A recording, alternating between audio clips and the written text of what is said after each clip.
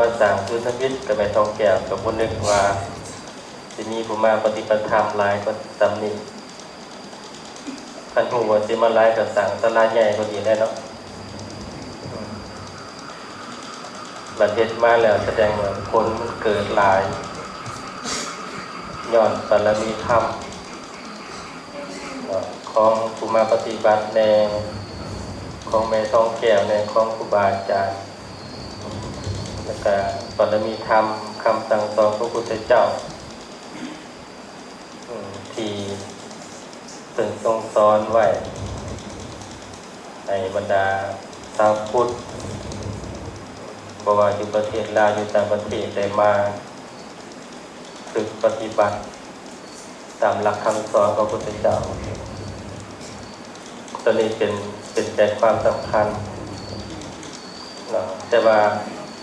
อาตมากับมาเรื่อยอยู่แต่ยังบ่ทันฮอดขันมาปฏิบัติคือสิพ่อเข้าใจอยู่เนาะว่าเป็นยังบ่มาปฏิบัติจักเทื่อมันก็คล้ายๆกับพอออกไม่ออก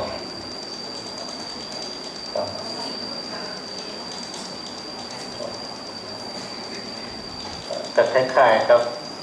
ออกตุนญาติโยมอยากมาแต่บ่ได้มาจักเทื่อยังบ่ฮอดเวลามาแต่กันฮอดยามแล้วนี่จองไว้ก็บ่ฟัง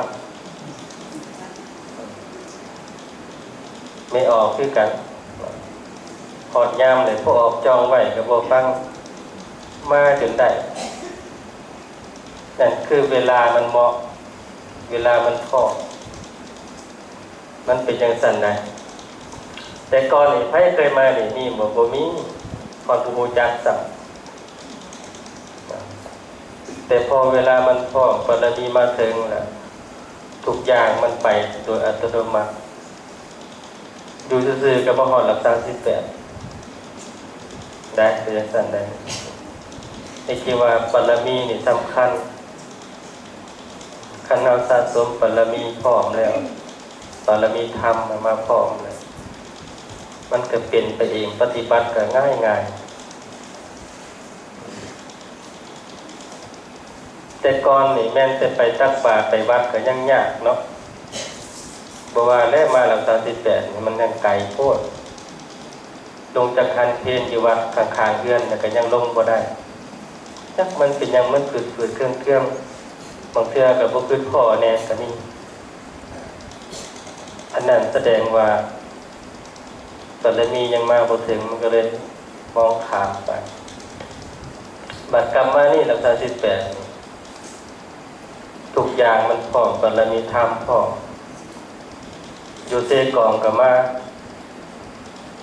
สารวัตรเซกองเมารถเมล์มาวัดอยู่เซกองมีจังหวัดเนาะอยู่จำปาสักมีจังหวัดสวรรณเขตมีจังหวัดคำมวยมีจังหวัดกายมานี่มีจังแขวงมีจังหวัด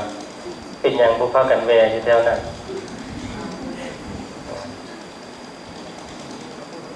เนาะน่าจะแวแถวนั้นแหละมันไกลเป็นหยังจะต้องทรมานมาอยู่รักษา18กินก็อึดอยากนอนก็บ่สะดวกคิดมันก็ขัดอันนี้แสดงว่าบารมีธรรมมันพร้อมอยู่นี้เนาะก็เลยมานี้สภาพแวดล้อมอยู่ดีมันเหมาะสมกว่าเอากลับมาปฏิบัติแต่คือบ่ได้ดีกว่าอยู่บนอื่น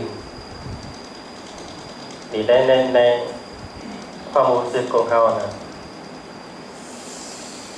พุทธเจ้าก็บ่ห้ามว่าวัดใดก็ได้เขาจะเข้าไปแล้วนะเขาสบายใจสถานที่ได้เข้าไปแล้วสบายใจลดละความทุกข์เพิ่นก็ว่าให้ไปได้แล้วก็ไปเรื่อยๆคันสถานที่ได้ไปแล้วเพิ่มพูนต่อความทุกข์ใจความลำบากใจ อ อันนั้นเฮาพิจารณาเบิ่งว่าเฮาไปมันถึงสถานที่บ่ปฏิบัติถูกบ่สิได้พุทธเจ้ามันก็มีคำสอนอยู่จึงว่าให้เฮาตั้งใจปฏิบัติธรรม